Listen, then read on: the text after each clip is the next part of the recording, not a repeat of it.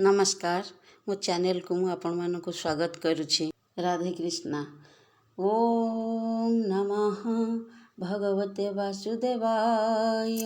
आज भगवत गीता विषय रे किछि आलोचना करिबा। श्रीमद् भगवत गीतार माने कौन? श्रीमद् भगवत गीता होछि भगवानकर मुख निसृत वाणी, जहाँ से निजे कहिसंती।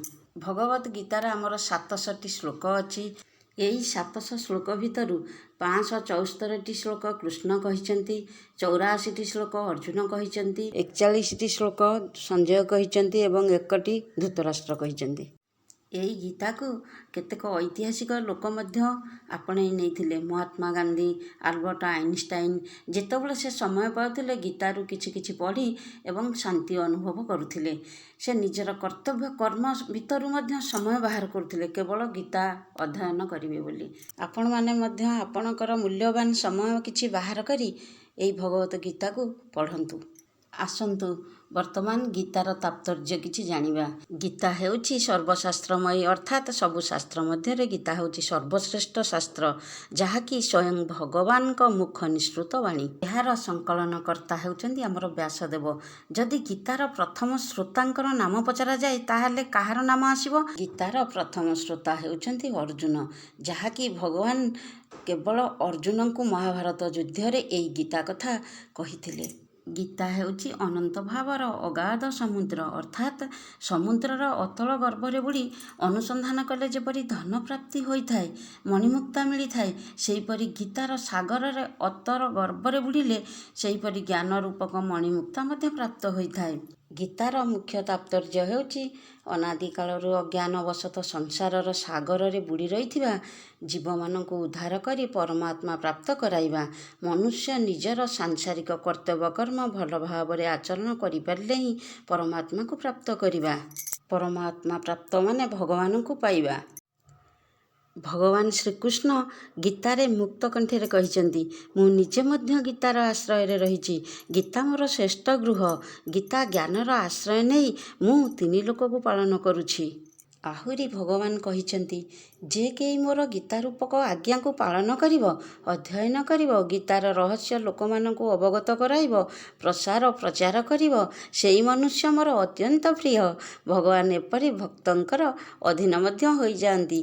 भक्तंक पाखरे सदा सर्वदा से जाग्रत होई रहिथांती ताकू सुरक्षा दवा पाई।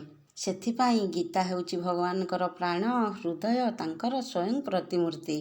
आपण माने बहुत व्रत उपवास करुछंती, किंतु वास्तव रे कहियाकू गले संसार रे गीता समान यज्ञ, दान, तप, तीर्थ, व्रत, संयम एवं उपवास आदि किछि मध्य नाही।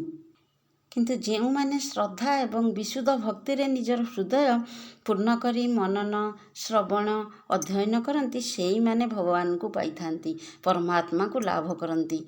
परमात्मा प्राप्ति अर्थात से मोक्ष प्राप्त करिथांती। आउरी गोटे कथा मन रखिबे एवं गीतार मध्य अछि, गीता, गंगा, गायत्री और गोविंद 4टी गकार रे युक्त नाम जहाँकर हृदय रे विराजमान करंती तांकर परमात्मा प्राप्त होइथाए। महाभारत रूपी अमृतर सर्वस्व एई गीता को मंथन करी एथिरु सार बाहर करी भगवान श्रीकृष्ण अर्जुनंक मुखरे ताहा हवन करिछंती। शेषरे मु एतिकी कहिबाकू चाहे, आपण माने आपण मानकर कर्ममय जीवन रु किछि समय बाहर करी भगवान को अर्पण करंतु, देखिबे आपणकर परम मंगल हेबो। गीता पाठ करंतु एवं हरिनाम जप करंतु। कली जुगरे जदि किछि महामंत्र थाए ताहा हेउछि नाम जप। नाम जप माने हरे कृष्ण कृष्ण कृष्ण हरे हरे, हरे राम राम राम हरे हरे। यही छोटिया प्रयासटी मु जारी रखिया पई चाहूँगी। गीता विषय रे किछि किछि मु आपण मानकु कहिबाकू मध्य चाहूँगी। तेणु आपण मानकर सपोर्ट दरकार। आपण माने देखंतु एवं शुणंतु, निजे मध्य गीता अध्ययन करंतु। जदि किछि मोर भूल थाए तेबे मते हृदयरु क्षमा करिदेबे। नमस्कार। ओम श्री परमात्मे नमः। कृष्णाय वासुदेवाय हरे परमात्मेन प्रणत क्लेशनाशाय गोविन्दाय नमो नमः।